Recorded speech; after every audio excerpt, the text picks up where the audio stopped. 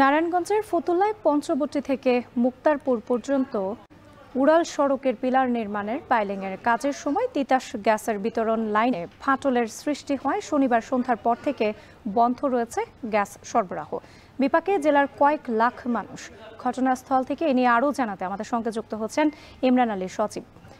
সচিব, লাইন সচলের বিষয়ে তিতাস কর্তৃপক্ষ আসলে কি বলছে?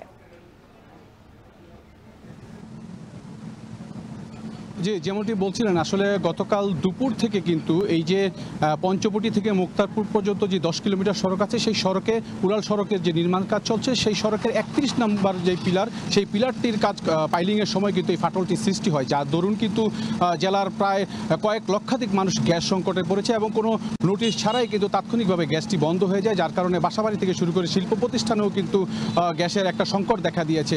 তো আমরা কিছুক্ষণ আগে ঘটনাস্থলে এসে যেটি দেখতে পাচ্ছি যে তিতাস কর্তৃপক্ষ এবং হচ্ছে গিয়ে যা মেট্রোর এই যে উড়াল সড়কের যে কর্তৃপক্ষ আছে, তারা কিন্তু প্রাণপণ চেষ্টা করে কাজ করে যাচ্ছেন এবং কত দ্রুত এটি শেষ করা যায় সেটি কিন্তু তারা চেষ্টা করছেন। তবে যে বিষয়টি এখানে আমরা দেখতে পেয়েছি সেটি হচ্ছে যে মাটির যে অবস্থা, যেই পরিস্থিতি আছে, সেই পরিস্থিতির কারণে তারা আসলে খুব প্রপারলি ভালোভাবে কাজ করতে পারছে না, যার দরুন হচ্ছে তাদেরকে নানা রকম ভোগান্তি পোহাতে হচ্ছে। এবং এখানে কিন্তু অনেক ধরনের ম্যাটেরিয়ালস এবং বিভিন্ন ধরনের কিছু সাপোর্ট নিয়ে কাজ করতে হচ্ছে।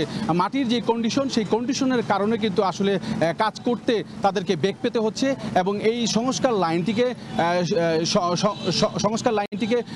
সমাধান করতে কিন্তু আসলে বেশ কিছু সময়ও লাগছে। তবে ঠিক কতক্ষণ নাগাদ এই কাজটি সমাধান হবে তার সঠিক কিছু আমাদেরকে তিতাস কর্তৃপক্ষ জানাতে পারেনি। তবে তারা আপ্রাণ চেষ্টা করছেন যত দ্রুত সম্ভব এই সংস্কার লাইনটিকে, এই সরবরাহ এই লাইনটিকে যত দ্রুত আসলে সচল করা যায়, সেই জন্য কিন্তু তারা কাজ করছেন।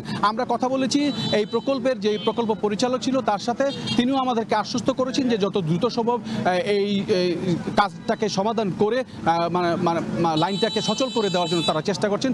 পাশাপাশি তিতাসও কিন্তু এখানে রয়েছেন, তারাও আমাদেরকে ঠিক একই কথা বলছেন যে আসলে ঠিক কখন নাগাদ এইটা লাইনটা স্বাভাবিক হবে সেটার সঠিক সময় তারা আমাদেরকে বলতে না পারলেও তারা আমাদেরকে যেটি বলছে যে খুব দ্রুতই তারা করার চেষ্টা করছেন। তো এই ছিল নারায়ণগঞ্জের গ্যাস লাইন বন্ধের সর্বশেষ।